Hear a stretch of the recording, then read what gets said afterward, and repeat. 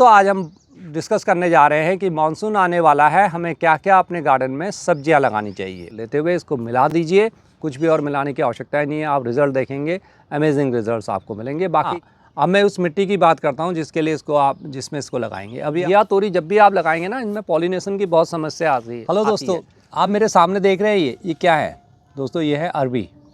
जी हाँ, मॉर्निंग में छत में आए हुए हैं, लेकिन आज इस अरबी को हम सब्ज़ी नहीं बना रहे दोस्तों। आप देख रहे हैं इसमें नया फुटाव सा आ रहा है और ये बहुत सही समय है कि आप इस अरबी को इस वक्त आप लगा सकते हैं, अपने गार्डन में लगा सकते हैं। बहुत बेनिफिट देता है, ख़ास तौर पर इसके पत्तों की सब्ज़ी तो बहुत अच्छी बनती है। अरबी तो बहुत, अगर आपकी मिट्टी अच्छी होगी तो अरबी भी आपको नीचे से मिलेगी, लेकिन इसके पत्तों की जो सब्ज़ी बनती है ना, वो भी बहुत टेस्टी होती है।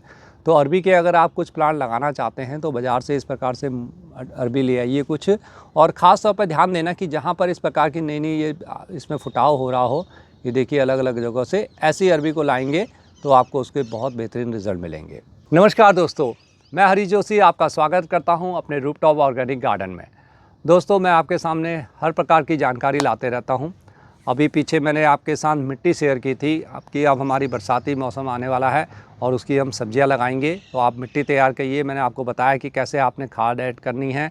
आई होप कि अब आप मिट्टी तैयार करने में लग रहे होंगे। कुछ कंपोस्ट खरीदीजिए, नहीं है तो आप वर्मी कंपोस्ट लाइए या गोबर की खाद अगर आपको पुरानी कहीं से मिलती है जो काली हो, भुरभुरी हो ना हो, वो ध्यान रखिए। ऐसी खाद को लाने की कोशिश करें और उसके अंदर जो भी चीज़ें मैंने आपको बताई हुई है तो अपनी मिट्टी को तैयार करें। अभी आपने क्या है, मानसून आने वाला है, अभी उसको कोशिश करिए कि आप अलग से तैयार करके उसके बाद में मिलाएं, क्योंकि अभी मिला देंगे और मानसून में बहुत ज़्यादा जल्दी क्या होगा कि वो सारा लीच आउट हो जाता है जब तेज़ बारिशें आती है।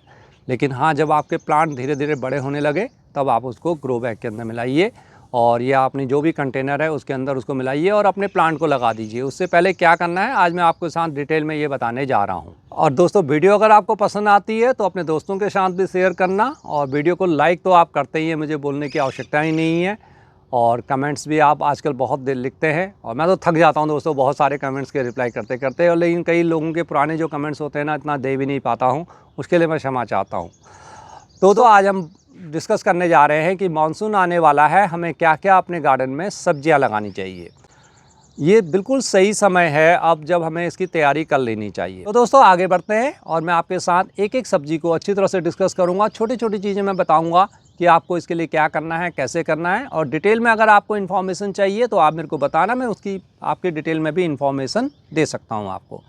दो तीन सब्जियाँ तो ऐसी होती है कि हर एक किसी की चाहत होती है कि हम इनको लगाएं, जैसे करेला, तोरी, घिया, ये सब चीज़ें आप कोशिश करिए। एटलीस्ट मैं ये कह रहा हूँ कि आप फेल नहीं होंगे। जैसे मैंने पीछे भी एक वीडियो में आपको अभी एक हाइब्रिड और मैंने आपको देसी बीज के लिए बताई हुई थी, वो इसीलिए बताई थी कि आप अपनी तैयारी कर सकें। तो आपको हमेशा कोशिश करते रहनी चाहिए, और अगर कहीं पर कोई कमी हो रही है, कहीं पर कुछ है, तो मेरे को डिटेल में दीजिए। मैं आपके साथ स्क्रीन पर एक नंबर शेयर कर रहा हूँ ये वाला, और इस नंबर पर आप मेरे को व्हाट्सअप कर सकते हैं दोस्तों। सिर्फ व्हाट्सअप ही करना, क्योंकि ये नंबर मैं ऑफिस में नहीं ले जाता हूँ ना, मैं फ़ोन उठाता हूँ, ये ध्यान रखना। लेकिन जो शाम को जब जो भी होगा मैं आपको उसका रिप्लाई करूँगा। आप इसमें मेरे को फ़ोटो भेजते हुए अपने सब चीज़ें आप इसमें डिस्कस कर सकते हैं। अगर आप मेरे साथ व्हाट्सअप ग्रुप में भी जुड़ना चाहेंगे तो अपना नंबर भी मेरे साथ शेयर कीजिए, मैं एक ग्रुप बना दूँगा, तो वहाँ पर भी ये सब फ़ोटो वगैरह डाल के, वीडियो वगैरह डाल के हम आपस में डिस्कस कर सकते हैं, और आपको रिप्लाई भी मिल जाएगा और आप अच्छी तरह से गार्डनिंग भी सीख जाएंगे। तो ये भी एक छोटी सी चीज़ हम आगे करेंगे आपके साथ। सबसे पहले हम बात करते हैं जो इस मौसम में सबसे ईजिली होती है दोस्तों, वो है हमारी तोरी। इसको तोरी जो है ना, इसको कई जगह अलग अलग शायद गिलकी भी कहते हैं इसको। आपकी लैंग्वेज में क्या कहते हैं ये बताना। आप स्क्रीन पर देख रहे हैं ये तोरी जो है ये बहुत ईजिली ग्रो होती है। आप चाहें तो इसके हाइब्रिड या देसी कोई भी बीज आपको मिलता है तो उसको लगाइए, बहुत अच्छी तरह से ये होती है। मिट्टी मैंने आपको बता रखी है, जो बताया था मैंने रेशियो वही रखिए। आपके पुराने ग्रो बैग हैं या जो भी कंटेनर है, कम से कम कितना बड़ा ग्रो बैग लेना है तोरी के लिए आपको, जिसमें कम से कम 25 से 30 किलो मिट्टी आए, इतना तो मिनिमम लेना है। 18 से 20 इंची के गमले या इस प्रकार का जो ग्रो बैग होते हैं आप जो ये देख रहे हैं, ये भी कम से कम मेरे ख्याल से ये दोस्तों 12 इंची तो गहरा है, और इसकी जो वो है जो चौड़ाई है वो लगभग 15 इंची है, 15 बाई 12 या 14 कुछ ऐसे होगा। इसकी काफ़ी अच्छी मिट्टी इसके अंदर आती है। इसमें भी मेरी भिंडी लगी हुई है। आप इस प्रकार से इनके अंदर लगा सकते हैं। और बड़े वाले कंटेनर अगर आपके पास इससे भी ज़्यादा बड़े हो तो उसमें और भी बेहतरीन रिजल्ट आपको मिलेंगे। तो दोस्तों, तोरी लगाने के लिए आपको अपनी सिंपल गार्डन सॉइल लेनी है। अगर आपकी मिट्टी पहले की अच्छी है और आपको लगता है कि भुरभुरी मिट्टी है और उसमें खाद भी अच्छी मिली हुई है, तो इस वक्त उसमें सिर्फ आप 20% या 30% और थोड़ा सा गोबर की खाद मिला दें या वर्मी कंपोस्ट मिला दीजिए। और उसमें थोड़ा सा बोन मील या रॉक फॉस्फेट जो भी अगर आप मिलाना चाहें वो मिला सकते हैं। बस इसको लगा दीजिए। इवन बोन मील नहीं भी मिलाएंगे ना तब भी तोरी बहुत इजीली ग्रो हो जाती है। जितने भी बेल वर्गीय सब्जियां हैं उन सब के लिए आपको मचान बनाना है, उसकी वीडियो मैं आपके लिए बाद में शेयर करूंगा। तो अभी तो आपको सिर्फ सीड जो है वो लगाने हैं। देखिए, मैं आपको सबसे पहले स्टार्टिंग में ये दिखा दूँ। ये देखिए, मैंने अपने सीड्स इस प्रकार से तैयार कर रखे हैं। इनको मैंने पहले 2 दिन पानी के अंदर भिगा लिया था। ये क्या है, जितने भी सीड्स हैं ना मेरे, ये आप जो देख रहे हैं ये बहुत टाइट वाले हैं। इसके अंदर आप देख रहे हैं घिया के सीड्स हैं। ये देखिए, ये घिया के हैं। और इसी प्रकार से ये करेला है। और ये काले वाले जो आप देख रहे हैं ये हैं मेरे इस वक्त तोरी के। तो 3 चीज़ों के सीड्स मैंने इसमें भिगो के रख दिए हैं। और थोड़ा सा इनको हल्का सा इसमें जब तक ये जर्मिनेट नहीं होते हैं, मैंने इनको नैपकिन पेपर के अंदर नीचे से कपड़ा रखा हुआ है, ऊपर से फिर इसको अखबार से ढक दिया है जिससे इसके अंदर मॉइस्चर बना रहे। और ऊपर से भी इसमें ऐसे ही कपड़ा डालते हुए इसको मैंने बंद कर दिया। और अब मैं इसको छाया के अंदर कहीं भी रख दूँगा। और 3-4 दिन के बाद ये सब मेरे अंकुरित हो जाएंगे। तो मैं इनको छोटे छोटे गमले या पॉलीथीन के अंदर मिट्टी डालते हुए इनको मैं तैयार कर लूँगा। अब मैं उस मिट्टी की बात करता हूँ जिसके लिए जिसमें इसको लगाएंगे। अभी आपको उसमें ज़्यादा कुछ मिलाने की आवश्यकता नहीं है। अपना गार्डन सॉइल लीजिए, उसमें 10% कोई भी खाद मिला लीजिए, यानी कि 1 भाग मिला लीजिए या 2 भाग मिला लीजिए। बहुत ज़्यादा मिलाने की आवश्यकता नहीं है। ये तो अपने आप सिंपल हो जाते हैं। इनको ज़्यादा कुछ खाद देने की स्टार्टिंग में आवश्यकता नहीं होती है। अब मिट्टी को यहाँ पर आपको थोड़ा सा, क्योंकि कई बार क्या होता है हमारी मिट्टी के अंदर फंगस होता है या उसके अंदर दूसरी चीज़ें होती हैं तो वो हमारे बीजों को खा जाते हैं। मैं हमेशा आपको मिट्टी को मना करता हूँ ना कि आपको सोलराइज़ नहीं करना। लेकिन दोस्तों, जो यहाँ पर जो हम ये बीज लगाने के लिए थोड़ा सा मिट्टी लीजिए, आप उसको फैला दीजिए, धूप के अंदर रख दीजिए।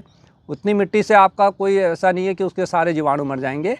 उसमें जितने भी आपके जो हमारे माइक्रोब्स वगैरह हैं वो सब थोड़ा सा उनको नुकसान हो सकता है, लेकिन वो हम सिर्फ सीडलिंग के लिए प्रयोग कर रहे हैं। आप जब बाद में कंटेनर में करेंगे तो वहाँ पर उसमें फिर से माइक्रोब्स आ जाएंगे। इस प्रकार से छोटे छोटे पॉलीथीन के अंदर हम इनको तैयार करते हुए इन सीड्स को लगा लेंगे। ये बेस्ट तरीका होता है। और इसमें हम इसको 20-25 दिन रखेंगे जब तक कि इसके अंदर 4-5 पत्तियाँ ऊपर तक ना आ जाए, बेल ऊपर तक आने न लगे। ये देखेंगे इस प्रकार मैंने लगाया हुआ था। ये देखिए, एक सिंगल पत्ती इसकी निकल आई है। ये दूसरी जो ट्रू लिप्स हैं, ये इसकी जो पहली जो पत्तियाँ आती हैं 2 वो हैं। अभी कम से कम इतना होगा और 6-7 पत्तियाँ आएंगी तब मैं इसको जाके अपना रिपोर्ट करूँगा। इस प्रकार से अगर आप तैयारी करेंगे तो आपके जो प्लांट है ना वो कभी ख़राब नहीं होंगे। मिट्टी के अंदर हमेशा जब भी आप इस प्रकार से लगाते हैं, सीड्स को लगाते हैं, अगर आपके पास गौमूत्र है तो थोड़ा सा उसका हल्का सा छिड़काव कर दें जिससे कि उसके अंदर कोई भी बीमारी ना रहे। इन चीज़ों का आपको बहुत ध्यान रखना है। तो वीडियो वैसे बहुत लंबी हो जाएगी दोस्तों। अब मैं आपको मैंने आपको बता दिया है। बेसिकली आपने सब सीड्स को इसी प्रकार से करना है, इस प्रकार से आपने तैयार करते हुए करना है। जिन सीड्स को आप डायरेक्टली लगाएंगे उनको मैं अभी आपको बता दूंगा। अगली हमारी सब्जी होगी दोस्तों जो हम इस प्रकार से लगाएंगे, वो होगी हमारी घिया। आप देखिए, ये घिया के बीज मेरे पास हाइब्रिड ही है, मेरे पास देसी बीज नहीं है घिया के अभी। और मैं कोशिश कर रहा हूँ कि कहीं से मेरे को देसी बीज मिल जाए, तो मैं हाइब्रिड ही लगाने जा रहा हूँ। F1 करके वैरायटी आती है। F1 वैरायटी बहुत अच्छी होती है हाइब्रिड सीड्स की, तो आप इसको ले सकते हैं। अब घिया के लिए तोरी से थोड़ा सा ज़्यादा आपको बड़ा कंटेनर लेना है। कम से कम बड़ा वाला ग्रो बैग लें जिसके अंदर 50 से 60 लीटर मिट्टी आ जाए या किलो मिट्टी आ जाए। आपको अच्छा कंटेनर रखना है। अब जैसे ये देखिए, मेरी ये टैंकी है, आप देख रहे हैं ये बहुत बड़ी टैंकी है और कम से कम इसके अंदर जो मिट्टी आएगी वो 200 लीटर के आसपास में है। तो इसमें मैं 3-4 घिया के अपने अगर प्लांट लगा दूंगा ना तो मेरे लिए ये बहुत सफिशिएंट है। तो इस प्रकार के कंटेनर आप ले सकते हैं, इस प्रकार के ग्रो बैग आप ले सकते हैं। देखिए, अभी इसके अंदर चौलाई, मिर्ची वगैरह बहुत कुछ हो रहा है, लेकिन ये सब धीरे धीरे हम इसको सब हटा देंगे, अभी तैयारी करेंगे जब। तो इस प्रकार के ग्रो बैग में इसको लगाएं। अगर आप 20-25 किलो के अंदर अगर घिया को लगाने की कोशिश करेंगे तो हो सकता है 1-2 घिया आपको मिले, उससे ज़्यादा आपको घिया नहीं मिलेंगी। और तो इसलिए हमेशा आपने कोशिश करनी है, या तो क्यारियों में लगाइए या बड़े वाले ग्रो बैग के अंदर घिया को लगाइए। और सिंपल आपको मैं बताऊं, कुछ भी अगर आप नहीं कर सकते, अगर आपके पास थोड़ा सा अवेलेबल है तो आधी खाद और आधी मिट्टी लेते हुए, गोबर की खाद आधी और आधी आप अपनी गार्डन सॉइल लेते हुए इसको मिला दीजिए। कुछ भी और मिलाने की आवश्यकता ही नहीं है। आप रिज़ल्ट देखेंगे, अमेजिंग रिजल्ट्स आपको मिलेंगे। बाकी घिया के बारे में एक डिटेल वीडियो मैं आपके साथ बाद में शेयर करूँगा। घिया के बाद करेला हो गया दोस्तों। करेला इस वक्त आप लगा सकते हैं। करेला तो बिल्कुल आपको लगाना चाहिए। इस प्रकार का जो ग्रो बैग देख रहे हैं ना, देखिए इसके अंदर आप एक लगा सकते हैं। इस प्रकार से 4-5 के अंदर आप लगा सकते हैं। जो चावल के कट्टे आते हैं आपके या गेहूं के कट्टे आते हैं जो 20-25 किलो के होते हैं, उसके अंदर मिट्टी भर के उसके अंदर खाद मिलाते हुए, बहुत ज़्यादा खाद मिलाने की आवश्यकता नहीं है, इसमें 30% तक खाद मिला दीजिए। तो वो भी आप उस प्रकार से उनमें भी इनको ग्रो कर सकते हैं। लेकिन इतने बड़े ग्रो बैग के अंदर एक में एक ही आएगा, तो 4-5 पेड़ आपको लगाने हैं। इसी प्रकार से घिया तोरी जब भी आप लगाएंगे ना, इनमें पॉलिनेशन की बहुत समस्या आती है। कोशिश करें कि घिया के जो प्लांट लगाने हैं आपको 1-2 नहीं लगाने हैं, कम से कम 4-5-6 लगाइए, जिससे कि उनमें पॉलिनेशन की समस्या ना हो। कई बार क्या होता है, सिर्फ फीमेल फ्लावर आते हैं, कई बार सिर्फ मेल ही फ्लावर आते हैं। जब तक मेल फीमेल दोनों नहीं खिलेंगे ना, तब तक आपको रिजल्ट मिलेंगे नहीं। तो ये बहुत ज़रूरी है कि आपको कुछ ज़्यादा वैरायटी में इनको लगाना है। इसी प्रकार से करेला भी अगर आप लगाने जा रहे हैं तो कम से कम 5-6 लगा दीजिए, तो आपको बहुत अच्छी मात्रा में करेले मिल जाएंगे। तोरी तो आप 1-2 भी लगाएंगे, तोरी के अंदर ऐसी कोई प्रॉब्लम नहीं आती है। बहुत पीले फूल खिलते हैं बरसात के अंदर, इसके बाद बहुत इसकी अच्छी तरह से बेल बढ़ती है। तोरी में सब चीज़ें नहीं होती हैं। नेक्स्ट हमारी आती है दोस्तों पम्पकिन, कद्दू जिसको हम कहते हैं, होता है। और मैं तो हमेशा अभी गर्मियों में मैंने लगाया, मेरे को 10-12 कद्दू मिले। बहुत है मेरे लिए गर्मियों के अंदर, अब काफ़ी ख़राब हो गए, लेकिन अभी भी थोड़ा बेलें मेरी बची हुई है। अब वही दोबारा से ग्रो हो रही है, और भी मैं फ्रेश लगाऊंगा बरसात के अंदर। जब अब ये वाले सीज़न में तो मैं जब लगाता हूँ तो और भी अच्छे रिज़ल्ट मिलते हैं। और इनको हम जनवरी-फरवरी तक भी रखते हैं, पकने के लिए भी रख देते हैं। और अपने घर का कद्दू बहुत ही टेस्टी होता है, एक अलग ही स्वाद आता है। और देखिए दोस्तों, पैसे की बात नहीं होती, एक तो स्वाद की बात होती है, दूसरा ये होता है कि आप ऑर्गेनिक चीज़ें खा रहे हैं। कुछ तो ऑर्गेनिक करिए ना। आप ये मेरा जितना झाड़ पाड़ देख रहे हैं ना मेरे गार्डन में, आपको अजीब लगेगा, लेकिन इस वक्त मेरी चौलाई बहुत होती है। और इसी प्रकार से देखिए, मैं एक और आपको ग्रीन पत्ते वाली जो सब्ज़ी बताना चाह रहा हूँ, वो है पोई, यानी कि मालाबार स्पैनिच। ये मालाबार स्पैनिच कहलाता है। ये पालक से ज़्यादा कहीं बेनिफिशियल होता है। इसके अंदर बहुत सारी चीज़ें, आयरन, आपको मैग्नीशियम, पोटासियम, बहुत सारी चीज़ें यूज़फुल है। सारी कमियों को ये दूर करता है। तो इसको कोशिश करिए, ये बहुत सिंपल ढंग से हो जाता है। और हाँ, सबसे बड़ी अच्छी बात क्या है कि जैसे गर्मियों में पालक नहीं होता ना, ये आपकी पालक की कमी को पूरा कर देता है, और पालक जैसा ही टेस्ट इसके अंदर आता है। आप इसको ट्राई कीजिए। सीड्स जो जनरेट बनते हैं वो हमारे दिसंबर-जनवरी के अंदर बनते हैं, और फरवरी के अंदर आप इनको लगा सकते हैं, और अब ये प्लांट हमारे तैयार हो जाते हैं। आप दोस्तों कंपेनियन गार्डनिंग भी कर सकते हैं। ऊपर आपकी बेलें जाएंगी, नीचे से ये मालाबार स्पैनिच लगा दीजिए, तो ये बहुत फ़ायदेमंद आपके लिए रहता है। तो हम कद्दू पर वापस आते हैं। कद्दू के लिए भी आपको घिया जैसा ही कोई बड़ा ग्रो बैग लेना है, क्योंकि कद्दू के लिए भी आपको ज़्यादा मिट्टी की ज़रूरत होगी, और मिट्टी बनाने में उसके लिए भी खाद की ज़्यादा आवश्यकता होगी। कद्दू और घिया 2 ऐसी फसलें हैं जिनमें बहुत ज़्यादा आपको इनकी भोजन की व्यवस्था करनी पड़ती है, यानी कि आपको अच्छा कंपोस्ट इसमें देना पड़ता है। जो मैंने घिया के लिए बताया, सेम चीज़ आपको कद्दू के लिए भी करनी है। तो दोस्तों आगे बढ़ते हैं। ये जितनी भी अभी तक सब्जियां मैंने आपको बताई, ये सब हमारी बेल वर्गीय सब्जियां थी। इन सब को आप क्या करेंगे, पहले इस प्रकार से तैयार करेंगे, छोटे छोटे उसके अंदर तैयार करेंगे, और फिर बाद में इनको शिफ्ट करेंगे। जुलाई का जो 1 तारीख आएगी, या जुलाई 1 से लेके 15 तक आपके ये सब तैयार होते हुए लग जाने चाहिए। इससे क्या होगा, आपको सितंबर अगस्त को छोड़ देंगे आप, तो सितंबर अक्टूबर में 2 महीने में आपको भरपूर फसल मिलेगी। इवन तोरी के अंदर तो जैसे मैंने अभी से लगाना स्टार्ट कर दिया, या जो पुरानी वाली तोरी अभी हमारी लगी हुई है, बहुत अच्छी ग्रो हो रही है। आप देख रहे हैं, ये देखिए, मैं आपको दिखाऊं तो ये देखिए कितनी अच्छी बेलें इसकी लंबी तरह जा रही है। और हमें ये इक्का दुक्का तोरी देती रहती है। इस प्रकार से मैंने 3-4 जगह लगा रखी थी, तो गर्मियों में भी हमें इस प्रकार से तोरी मिलती रहती है। इसके फूल भी तोरी के फूल भी हमारे अपने आप खिलते रहते हैं। मेरे को इसमें पॉलिनेशन की भी आवश्यकता नहीं पड़ती है। तो तोरी के अंदर हमारे को रिज़ल्ट लगभग हर महीने के अंदर मिलते रहते हैं। तो इतनी ईजी ग्रोइंग है। तो ये सब्जियां हैं बेल वर्गीय, जिनके लिए आप बाद में मैं एक चीज़ और आपको बताऊंगा कि इनमें मचान बनाना है, आपको कैसे बनाना है, क्योंकि अब बरसात में नीचे नहीं रखना है, इनको ऊपर उठाते हुए आपने रखना है। सबको सपोर्ट की ज़रूरत पड़ती है। इन सब चीज़ों के अलावा दोस्तों जो आप बाकी चीज़ें लगा सकते हैं वो है फ्रेंच बीन।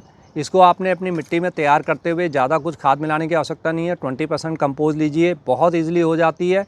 मिट्टी के अंदर डायरेक्ट उसको सो करना है। इसको आपने इस प्रकार से तैयार नहीं करना जिस प्रकार से मैंने आपको ये बताया।